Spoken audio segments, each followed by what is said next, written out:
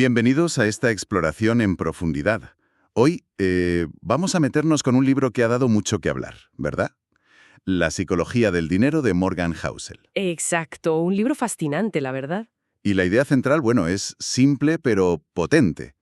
Dice que manejar bien el dinero no depende tanto de lo listo que seas, No. sino de cómo te comportas.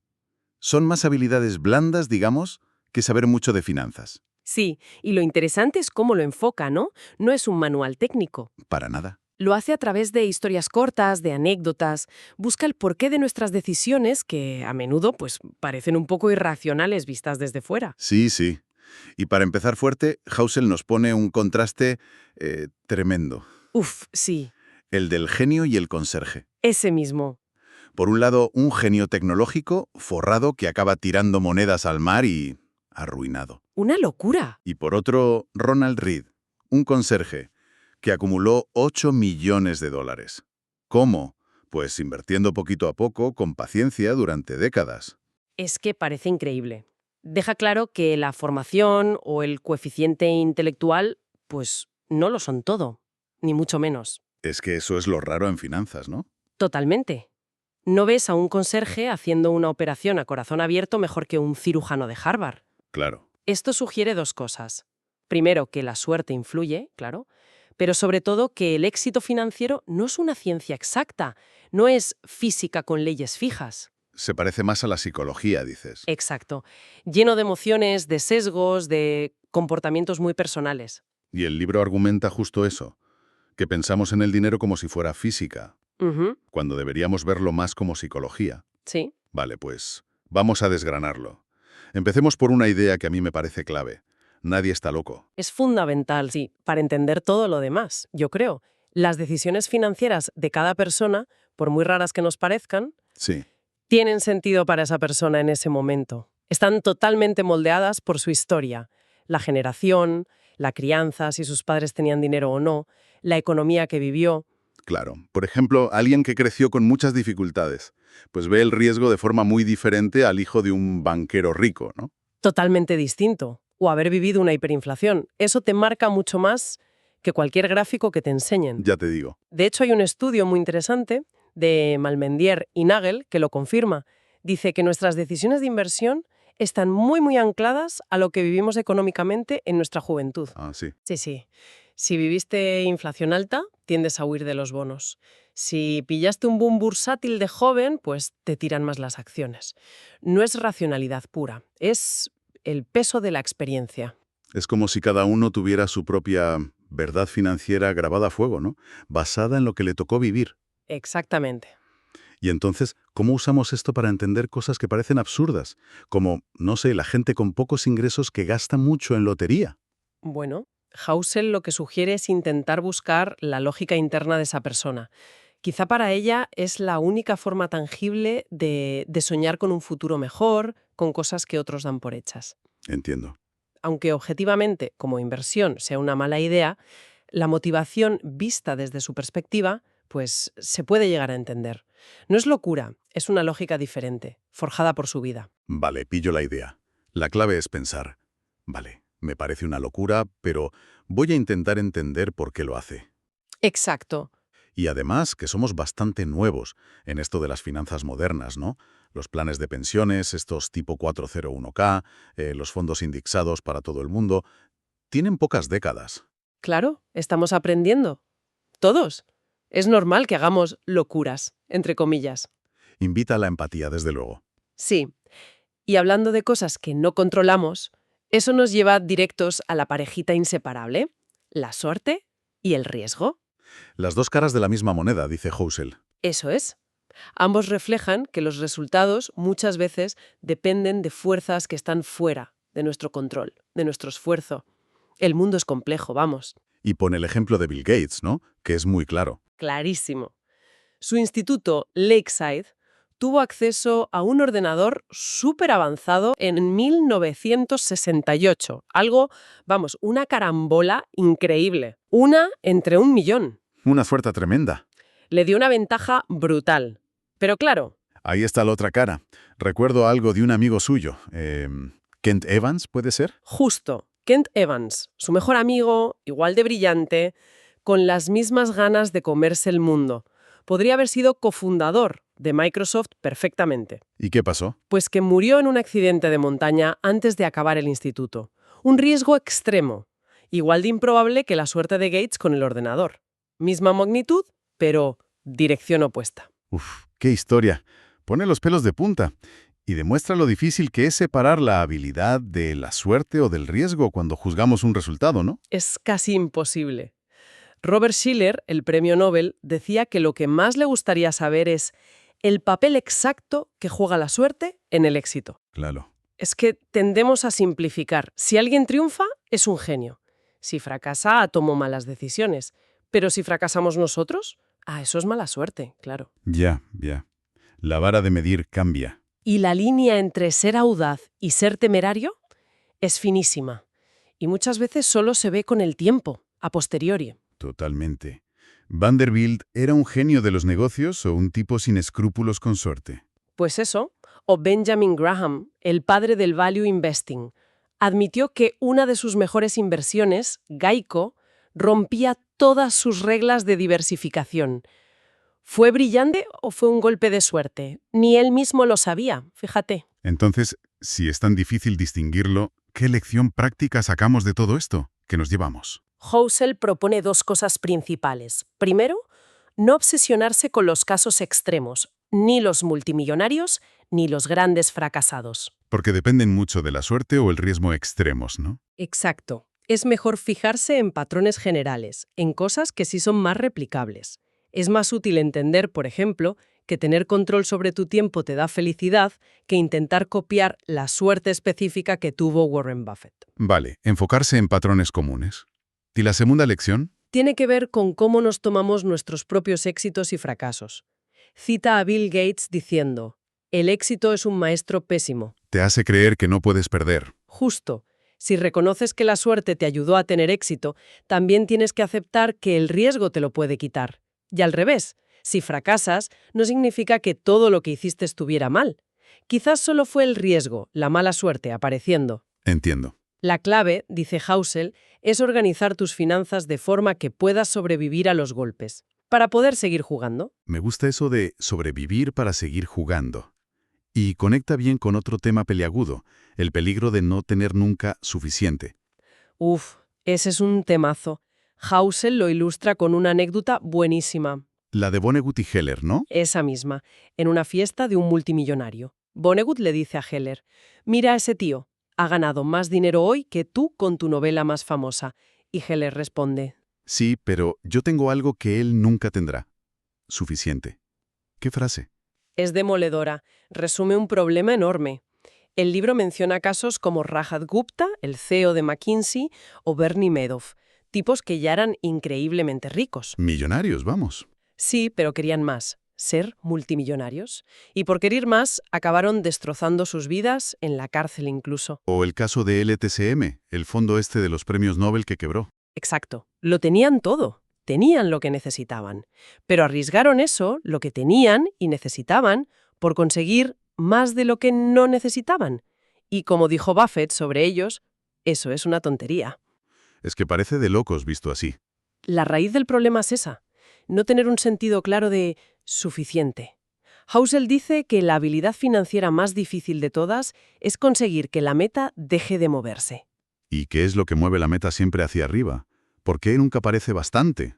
Pues, principalmente, la comparación social. Siempre hay alguien que tiene más. Es inevitable. Siempre miras al de al lado, ¿no? Claro, un deportista de élite que gana un pastón mira al que gana todavía más. Ese mira a un gestor de fondos que gana una barbaridad. Ese gestor mira a los 5 que ganan más todavía. Y esos miran a Buffett o a Bezos. Es una escalera que no se acaba nunca. Una carrera que no puedes ganar. No hay manera. La única forma de ganar esa carrera es no participar. Definir tu propio suficiente. Y ojo, suficiente no significa poco, ¿eh? No, claro. Significa reconocer que ese apetito insaciable por tener más y más te puede llevar al arrepentimiento. Porque hay cosas, tu reputación, tu libertad, tu familia, tu felicidad, que nunca valen la pena arriesgar por un poco más de dinero. Hay que saber cuándo parar de asumir riesgos. Y esta idea de no necesitar siempre más de forma visible de cara a la galería, ¿enlaza con eso de que la verdadera riqueza es la que no se ve? Directamente. Housel usa la paradoja del aparcacoches y el Ferrari, Ah, sí. que admiramos el coche, Ujú. pero en realidad lo usamos como vara de medir para nuestro propio deseo de ser admirados. Pensamos, si yo tuviera ese coche la gente sí que me admiraría. No admiramos al conductor, nos proyectamos nosotros. Es una observación psicológica muy buena. Y ahí distingue entre ser rico, que es lo que se ve, los gastos, el coche caro, La riqueza aparente, sí. y tener riqueza de verdad, que es lo que no se gasta, los activos financieros, el dinero que no se ha convertido en cosas. Correcto. La riqueza real está oculta. Son los ingresos que no te has gastado. Es el coche que no te compraste, los diamantes que no adquiriste. Housel dice que querer ser millonario a menudo significa, en realidad, querer gastar 1.000.000, que es justo lo contrario de ser millonario. Qué bueno. La verdadera riqueza se construye, según él, frenando el ego, frenando el gasto de hoy, para tener más opciones, más control, más libertad en el futuro. Pero claro, es difícil tener modelos de esa riqueza oculta. Vemos a los que gastan sin parar, no a los que ahorran en silencio como el conserje Ronald Reed. Es verdad. Por eso es más difícil. Entonces, ¿cómo se construye esa riqueza si no tenemos referentes claros? Pues Housel lo conecta con la humildad. Su frase es, menos ego, más riqueza. El ahorro, dice, es la brecha que hay entre tu ego y tus ingresos. O sea, cuanto menos necesites aparentar. Más fácil te será ahorrar. Si te preocupa menos lo que piensen los demás de tu coche o de tu casa, pues liberas dinero para construir riqueza de verdad. Y recalca algo súper importante. Tu tasa de ahorro es más potente que tus ingresos o la rentabilidad que saques para construir patrimonio a largo plazo. Es como lo de la eficiencia energética, ¿no? Es más fácil y controlable reducir el consumo. Que encontrar más petróleo, exacto. Es una buena analogía. El ahorro está bajo tu control, la rentabilidad del mercado no tanto. ¿Y ahorrar sin un objetivo concreto? ¿Para qué? Pues para tener el mayor lujo de todos. Opciones. Flexibilidad. Control sobre tu tiempo. Independencia. Es una protección contra las sorpresas, que la vida siempre trae alguna. Hablando de cómo tomamos decisiones, hay otra idea que me pareció muy potente. Eso de que ser razonable es mejor que ser frío y racional. Sí, Housel insiste mucho en eso. No somos hojas de cálculo, somos personas, con emociones. Aspirar a ser perfectamente racional, como un robot, es poco realista y, de hecho, puede ser contraproducente. ¿Por qué? Porque no lo vas a conseguir mantener. Es mejor ser bastante razonable, es más sostenible a largo plazo. Pone el ejemplo de Harry Markowitz, ¿verdad? El Premio Nobel de Economía por los modelos estos de optimización de carteras. Sí. Y resulta que él invertía su propio dinero 50% en acciones y 50% en bonos. No porque fuera lo óptimo según sus modelos. Sino para dormir tranquilo. Exacto. Lo hacía para minimizar su arrepentimiento futuro. Buscaba paz mental, no la máxima rentabilidad teórica. Es genial. Es que ser razonable funciona mejor porque tiene en cuenta nuestras emociones. Y eso aumenta muchísimo la probabilidad de que mantengas la estrategia a largo plazo, que al final es lo que da resultados. Tienes que poder vivir con tus inversiones, sobre todo cuando las cosas van mal. La adherencia, el no abandonar, es más importante que la perfección teórica de la estrategia. Entiendo. ¿Y qué otros comportamientos serían razonables aunque no sean estrictamente racionales, según los libros? Pues, por ejemplo, invertir más en tu propio país de lo que la teoría diría, el sesgo doméstico. Te da familiaridad, te da tranquilidad, aunque quizás no sea lo óptimo para diversificar. Vale. O dedicar una parte muy pequeña de la cartera a elegir tú algunas acciones o hacer algo de trading, si eso te rasca el picor especulativo y te permite dejar el resto del patrimonio tranquilo invertido a largo plazo. Son formas de gestionar nuestra propia psicología para no descarrilar el plan principal. Claro, como válvulas de escape controladas. Algo así. Y esa necesidad de poder aguantar, de no salirse del camino, nos lleva al concepto de margen de error, ¿no? Fundamental. Es clave. Usa la analogía del blackjack y el conteo de cartas. Aunque tengas una pequeña ventaja estadística a tu favor, necesitas un buen colchón, un bankroll, para poder aguantar las malas rachas sin quedarte a cero.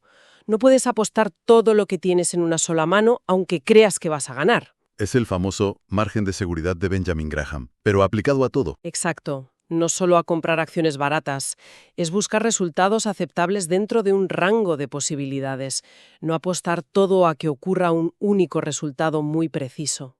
Pero a menudo lo subestimamos, ¿verdad? Los analistas te dan un precio objetivo exacto para una acción, no un rango. Los economistas predicen el PIB con decimales. Cierto, tendemos a buscar la precisión, pero el mundo es incierto. El margen de error no es solo ser conservador por ser conservador, es lo que te da resistencia. Y la resistencia es lo que te permite seguir en el juego. Exacto. Te permite seguir ahí el tiempo suficiente para que las probabilidades y sobre todo la capitalización compuesta jueguen a tu favor. Tienes que planificar asumiendo que las cosas pueden ir peor de lo esperado. Por ejemplo, Pues pregúntate, ¿puedo aguantar mentalmente si mi cartera cae un 30%? ¿Y si los rendimientos futuros son bastante más bajos que los históricos? ¿Y si necesito el dinero antes de lo previsto por una emergencia? Pues planifica con un margen para todo eso.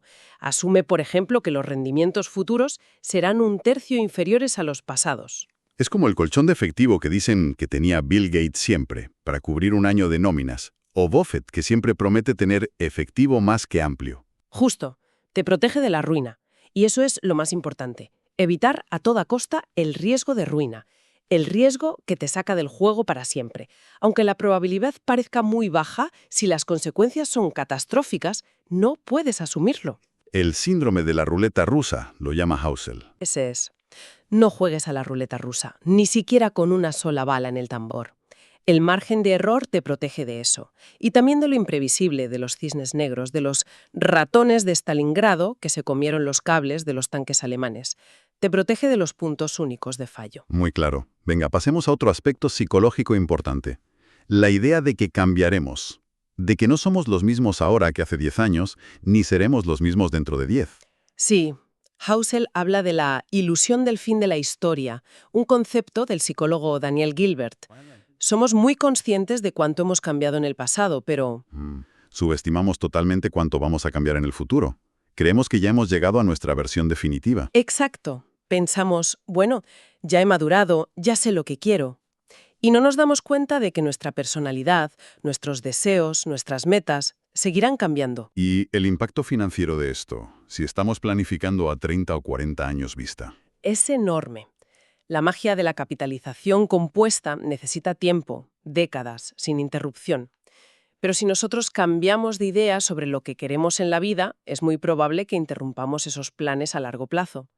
Cambiamos de carrera, de ciudad, de pareja. Quizás deberíamos pensar más en nuestras vidas financieras como varios bloques de 10 o 20 años, no como un único plan lineal de 80 años.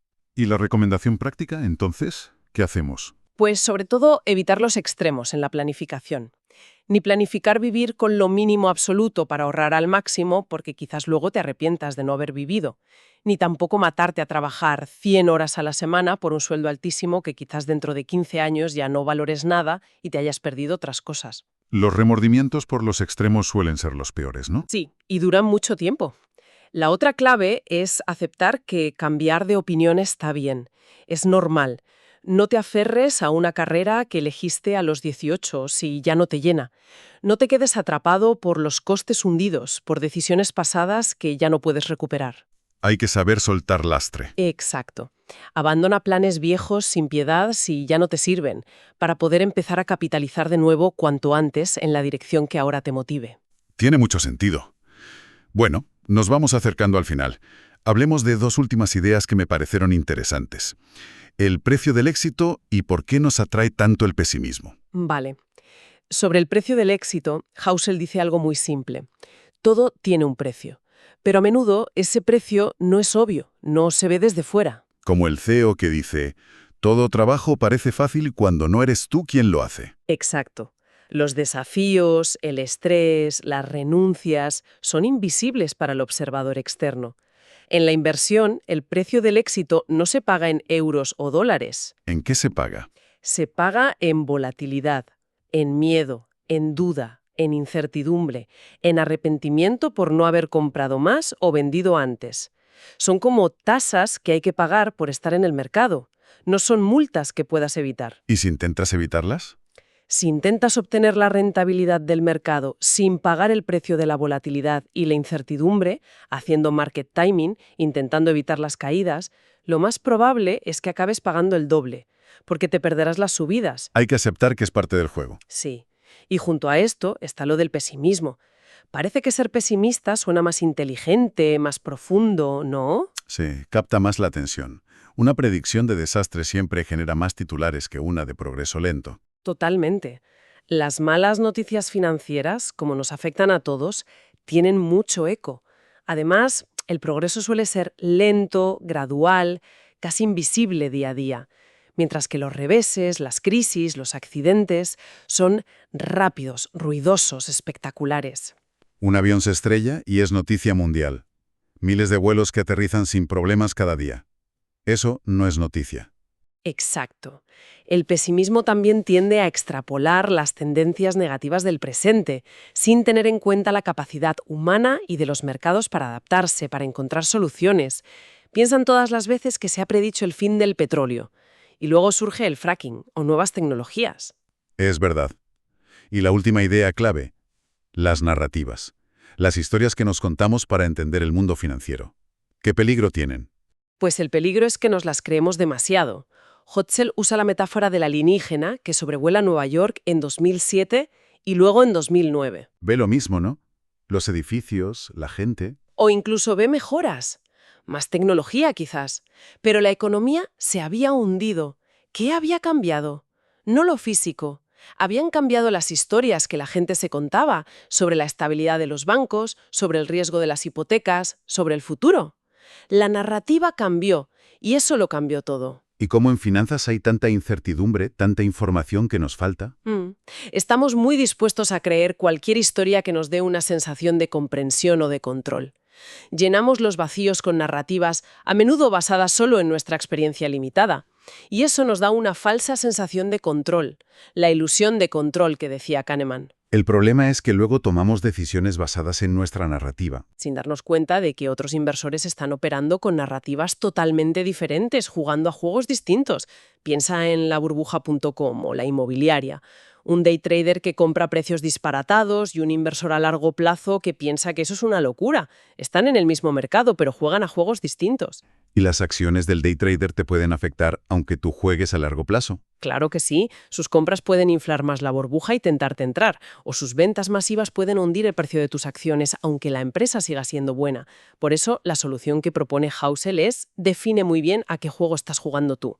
Tener clara tu propia estrategia. Sí, escribir tu misión financiera personal, tu horizonte temporal, tus objetivos, eso te ayuda a ignorar el ruido que hacen los que están jugando a otros juegos con otras reglas y otros plazos. Perfecto. Oye, pues hemos cubierto un montón de ideas del libro. Si tuvieras que resumir las lecciones más potentes, las que de verdad debería llevarse alguien que no ha leído el libro, ¿cuáles serían? 3 o 4 claves. Es difícil elegir, pero a ver, quizá me quedaría con 3 grandes bloques. El primero, humildad y empatía. Vale. Reconocer el papel enorme de la suerte y el riesgo, tanto en tu éxito como en tu fracaso, y también en los de los demás.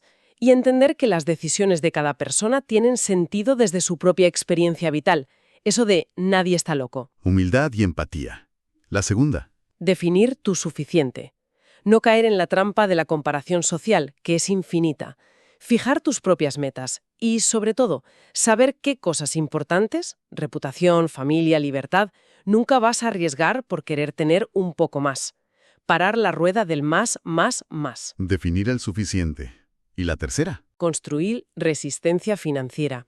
Y eso implica varias cosas del libro. Ahorrar consistentemente, porque la riqueza es lo que no se gasta, tener siempre un margen de error, un colchón para las sorpresas y ser razonable, no perfectamente racional, para poder mantener tu estrategia a largo plazo sin volverte loco ni abandonar en el peor momento. Humildad, suficiencia y resistencia. Me parecen 3 pilares muy potentes, sí señor. Oye, ¿y algún pensamiento final? ¿Algo para dejar a la gente dándole vueltas? Pues mira, el libro nos demuestra de forma muy convincente cómo nuestra psicología, nuestra historia personal, nuestros sesgos, dominan nuestras decisiones financieras mucho más de lo que pensamos, mucho más que las hojas de cálculo. Desde luego. Opciones Quizás podamos usar esa conciencia para tomar decisiones más sabias y sobre todo más empáticas en todas las áreas de la vida. ¿Cómo? Pues intentando reconocer las historias invisibles que viven los demás, las experiencias que nosotros no hemos tenido y que explican por qué ven el mundo de forma diferente. Quizás esa sea la lección más profunda del libro, una lección no solo financiera, sino profundamente humana. Una reflexión muy valiosa, sin duda. Pues con esto cerramos esta inmersión en La psicología del dinero de Morgan Housel. Esperamos que todas estas ideas, ofrezcan una nueva perspectiva, no solo para gestionar mejor las finanzas, sino quizás para entendernos un poco mejor a nosotros mismos y a los demás. Muchas gracias por acompañarnos.